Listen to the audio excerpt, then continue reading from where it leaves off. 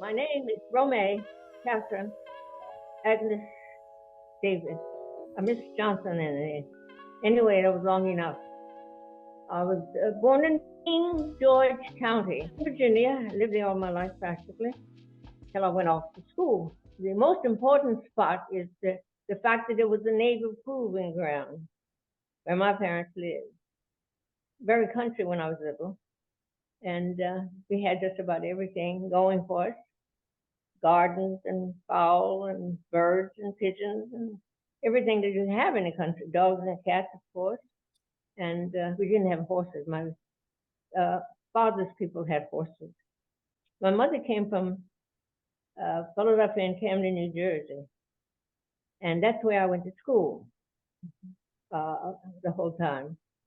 I started with grade school and went on up to finish grade school, so I was put back because I came from the country. I was just as smart as the city children. They had to have me put back for 1 year, but I caught up and I kept going. That was about 13 years old, I guess. First went away from home to go to school because we didn't have high schools in Virginia and much New Jersey. And I had five brothers, my father and my mother, and we lived happily on a small acreage, and we were all very happy people. Went off to school, high school, college, and then I wanted to be a doctor, and they wouldn't accept me. I don't know who they were, but anyway, the school didn't accept me. I was too young, or whatever the cause was. So I decided I knew how to sew since I was the tiniest person, and I took off to trade school, Chapagan Trade School, designing school in New York. But military was in the 40s. I hadn't gone to school then. All of that came afterwards with the funds that I had earned.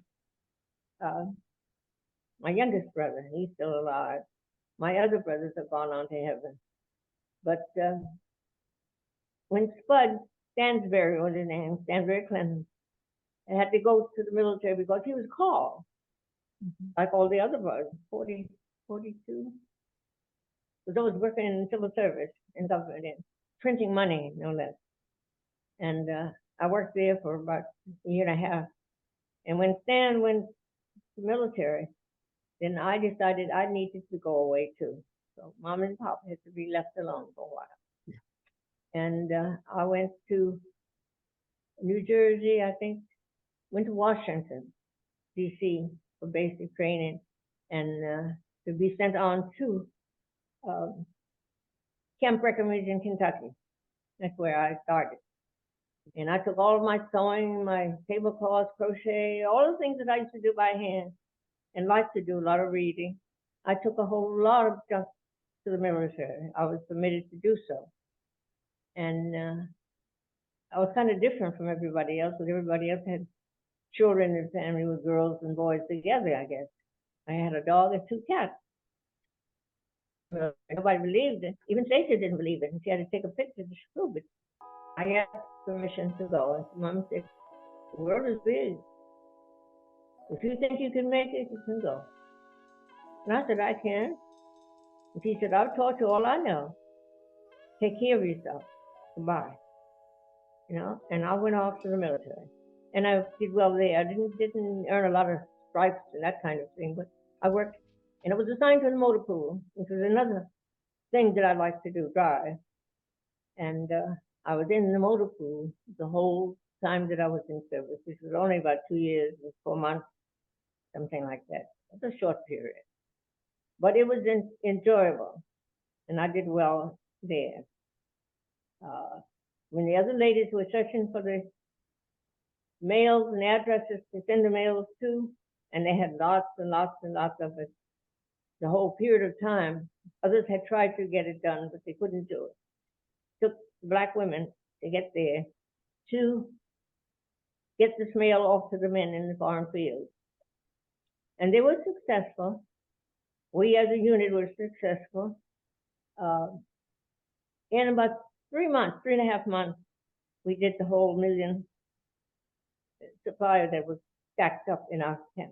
But went to England first, and I didn't like England, where we were stationed, because I stayed sick with the bronchitis and stuff all the seasons, wet and cold. And I'm even cold here at home. But I managed to get through it anyway. A lot of doctoring and taking medicine and that kind of stuff. But my big job was driving. We went to Paris. Yeah, we went to Paris. I think I'd been to Paris before. But I went to Paris and Fort Rouen, Rouen. And that was pleasant. We met some of the soldiers there, and we were able to socialize with them. And that was more fun. What else can I say about it? We had fun. We worked a lot.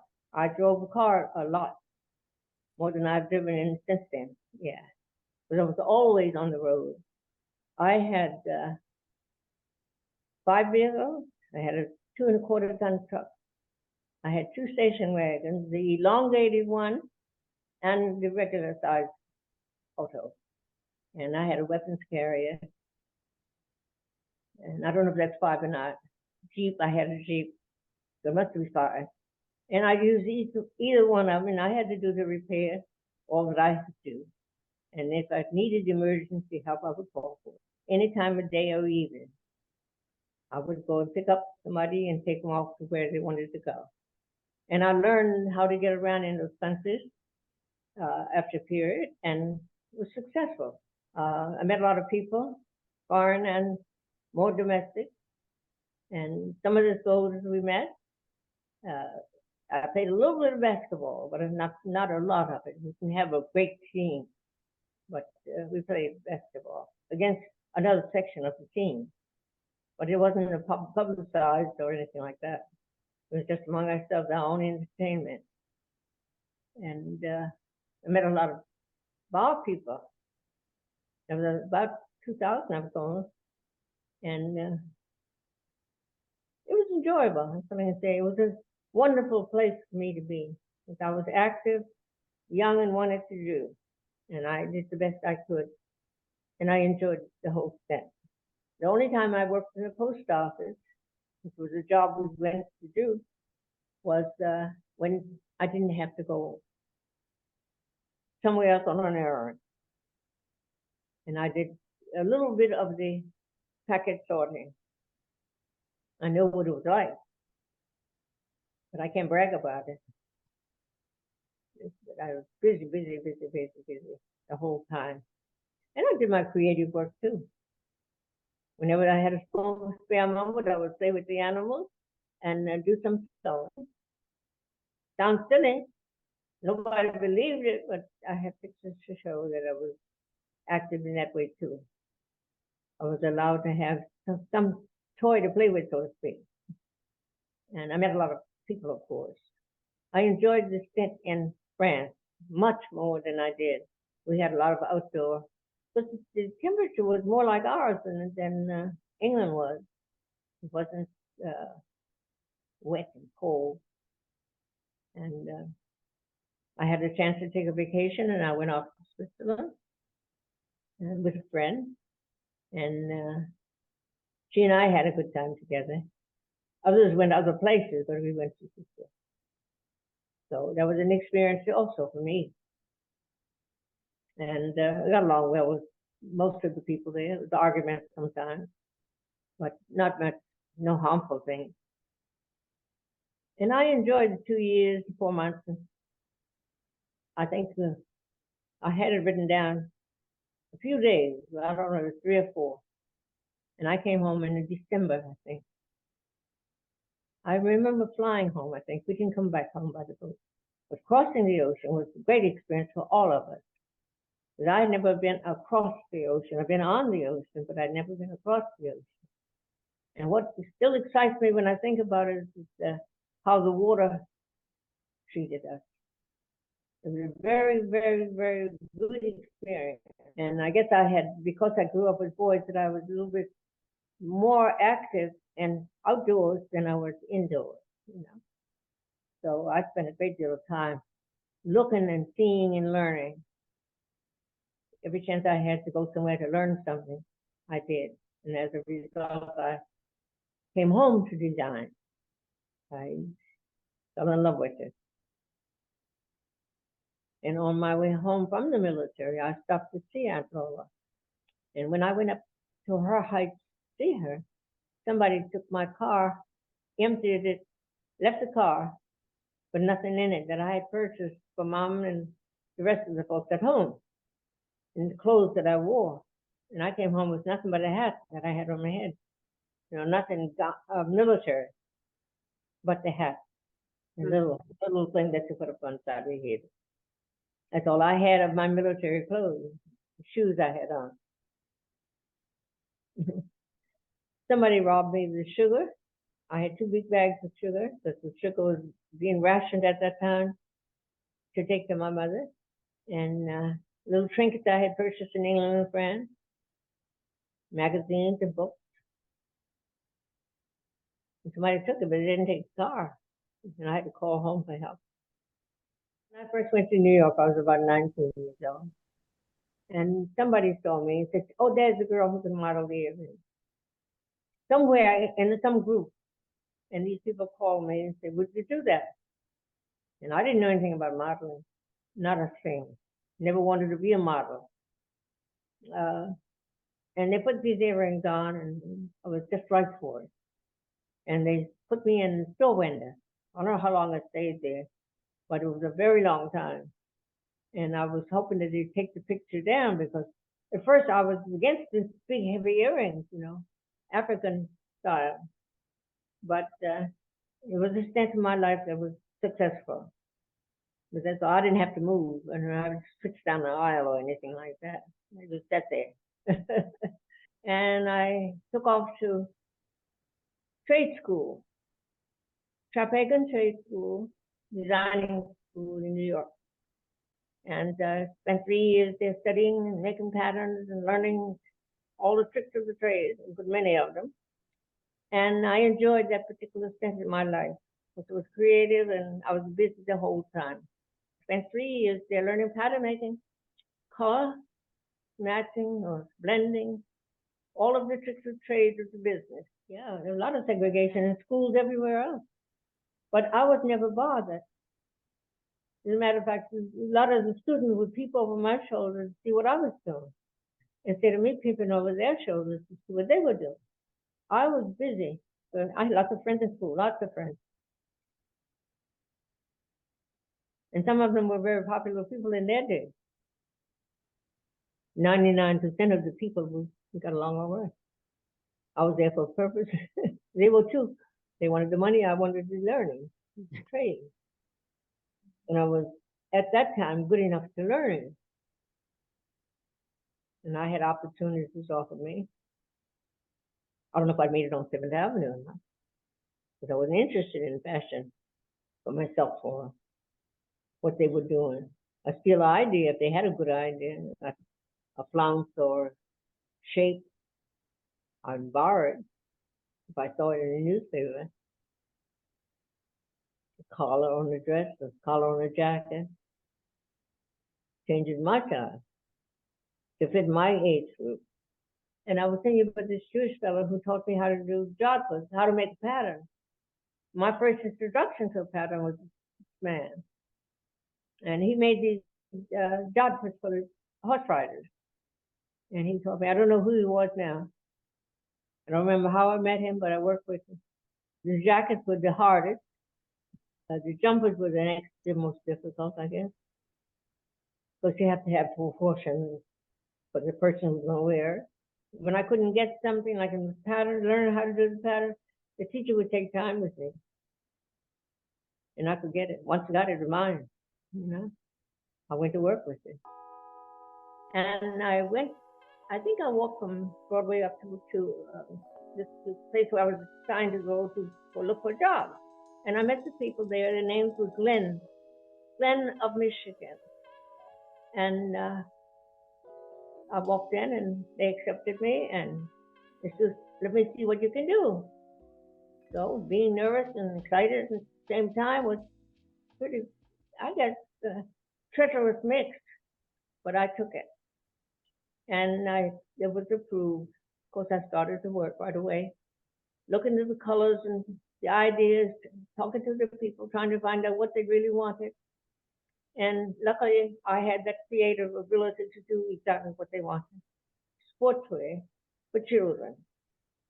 So I began, I don't remember the year, I think it was not 53 when I graduated. I spent 3 years there. I started out in the first week, second week, and went on until the end of my time there. So I would say to young people, if I had a chance to talk with them, sort of prepare yourself for something different. Plus your schooling. Schooling is very important. And I had a chance to go to school because the government paid for it. And my choice was design. I liked design anyway, even at home. I would design things for my doll when I was younger. I sewed on a machine that could turn by a handle, a wheel, when I was about 5 years old again. And I've been sewing ever since. But it was a busy place. And I worked on a 23rd floor in a building, and I could see down. So that morning, every morning I would have to go to the elevator and go up the heights. And I spent my day there, come down for lunch and go back in the afternoon, do the same thing over again, finish up what I started. Sometimes it'd take 2 days to make patterns, sometimes it'd take one, sometimes it wouldn't take any. But to get the idea going, then that same idea is on all the fabric, all of the pieces that are in the group.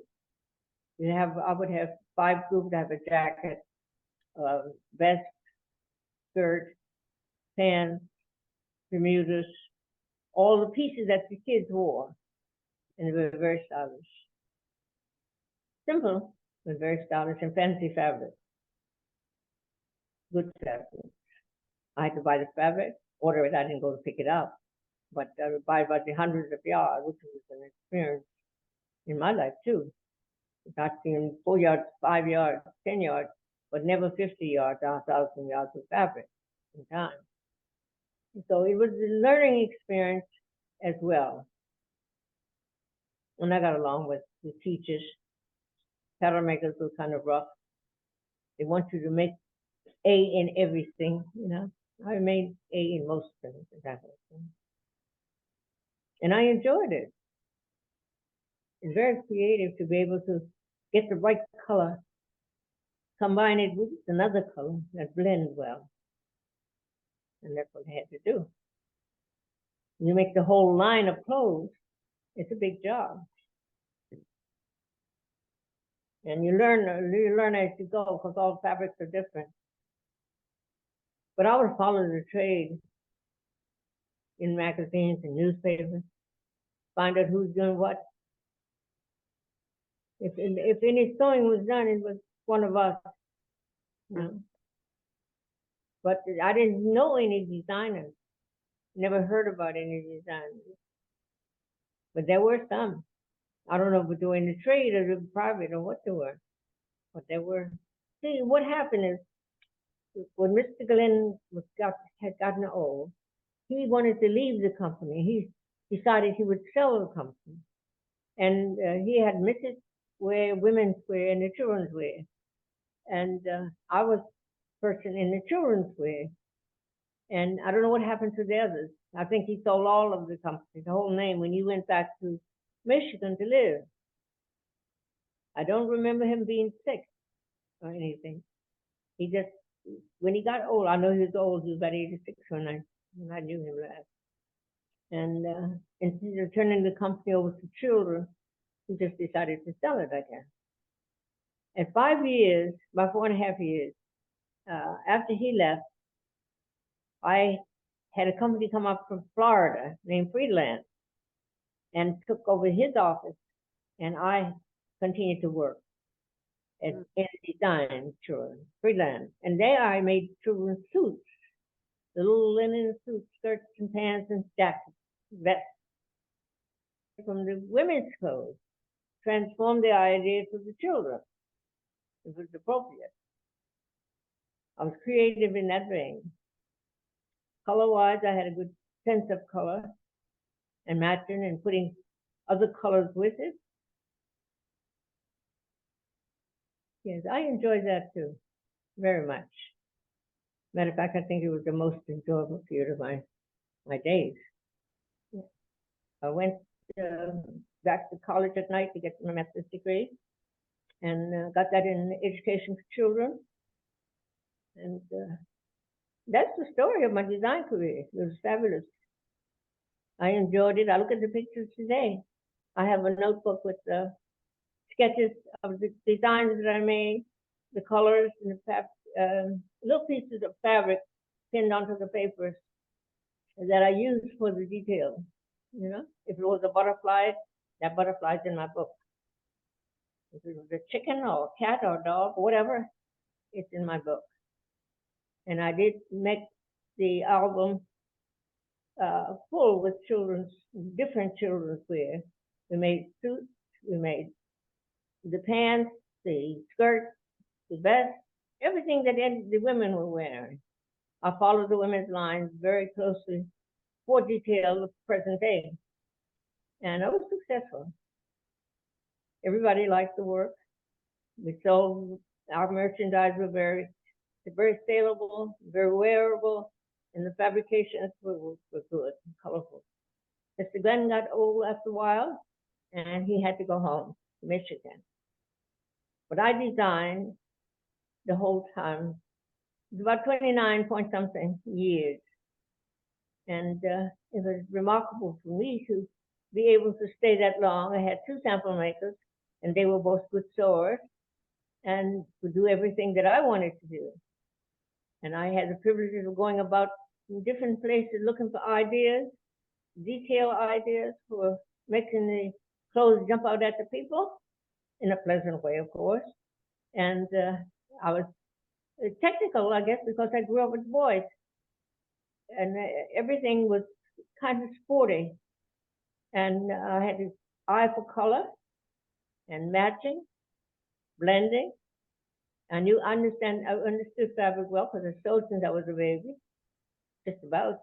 I mean, I think I was out of the diaper time, but still, I started very early sewing on a little machine that you turn by a handle. And I'm glad Mama taught me how to do that, because I had a feeling for the sewing and for style. And I went about different cities looking for ideas. I would search collars and cuffs and just details to bring back to the workroom. And I would decide how I wanted to place that detail, what I wanted to do to change it. And I started to work. And I worked diligently the rest of the time and got along very well. Ran into difficulties when it came to showing things myself. The boss showed, and then he had a person to show. And I got credit for it just the same. And I just enjoyed it. It was very creative for me too. Probably about the most interesting period of my days in work. And I accomplished a lot. And the people enjoyed me working the way I did. And I had my own way. I had my own supplies, my own sample makers. And everybody was agreeable. And we worked for that length of time. I had one sample maker the whole period, and a new sample maker came when we got so busy. I don't know what years that were, but we were so very busy. And the nation seemed to have appreciated the styling and the material of the garments that we sold. I learned to draw, and I drew some photos and pictures of things since then, too. And after I came home as a civilian, I started to draw again. And I still have books to draw, and I might draw some more. But I've been active all my life in something. I've been busy all my life, I can tell you that. All of my life. Going places and doing things, singing. We used to sing in a quartet, my brothers and I never lived in Manhattan. I lived in Brooklyn, and I was not too far from the newest airport that they had built there at that time. About, you can hollow over there to the airport. 137th Street. I had a nice house. I came to Alabama. What did I come here for? Oh, I married a guy from Alabama. That's how I happened to be in Alabama, because I didn't like Alabama. Reading history and stories, I hated this state. So now I find myself part of this state. And I'm getting along beautifully in this state. Nobody's bothered me. People snigger, or said something ugly. You just don't pay it any mind. As long as they don't touch you or throw something at you, that kind of thing, you don't have to fight back. And even then, you got the government to help you fight back. Again, I couldn't believe that I attack with somebody with tango with someone who was from Alabama. But what a wonderful person I had for a husband. Yes, yes. He was a carpenter. And well liked one. And that this happened. But I must have had it inside to want to do it, because I tried it and I was successful. I was painting one day and a policeman stopped by. I don't know why he stopped here, but he walked in the house and I was painting. He said, I want that. I have to have it. We just got a new house and I need something on the wall. I said, but this painting is just begun, halfway done. And he said, well, give it to me. And I had to sell it to him. He got away, gave me $2, $2.50 or something. I didn't want his money. I was interested in finishing the painting. I never finished that painting. And he took it. I don't know if he put it on the wall after he got it, but he took it. I said, I sold the pictures. I haven't tried to sell anything. I didn't paint them to sell. I just painted them because I had a yen to do it. Get to know yourself, know your attitudes and your wants and desires. Learn who you are and what you think you're capable of doing. Do the right thing. Treat yourself like you love yourself. And I think it's very important. You have to appreciate yourself. When you find what your outlook is, work on it. Get somebody who's already doing something similar. Talk to them. People will help you too. People will help you. They used to. I don't know if they will today. Everybody's too busy today for anybody else. Yep. And you hang in there. When you run into rough spots, get somebody to help you over it. And like people, but know the people you like. They'll help you too. It's amazing how many people want to help somebody. But they don't approach you, you approach them. And they can either say yes or no. If you say no, you look for somebody else. You think about it, read about it, work on it. You can't just say, oh, I like to do that. I like to do that. If you want to drive a car, you're going to have to drive one in order to know if you like it. And that's a mechanical thing. But spiritual, you have to know yourself within and without. And all of your inspiration comes from within. You can see a color and go wild about that color. You can see a shape and you're enthused by it. If you just say, well, I like that, and you go about your business, you don't work on it, it's not yours. You have to work on it to make it yours. You have to get involved with this crowd who's doing something, not the lazy person who sit down and do nothing. Inspiring people, I think, is my calling. Inspire them with things in your own spirit, things you like, find out what they like, work on it. If somebody needs help, reach out to help. And that's what I've spent my life doing. My money's too. I give charities. I tell them to go to school. Children who don't want to go to school, I say, I'm going to make you go to school. You don't know what's there for you unless you go. Unless you attend it. I try to help people. And I love animals. I love the outside. I don't like the house. I like the nice house.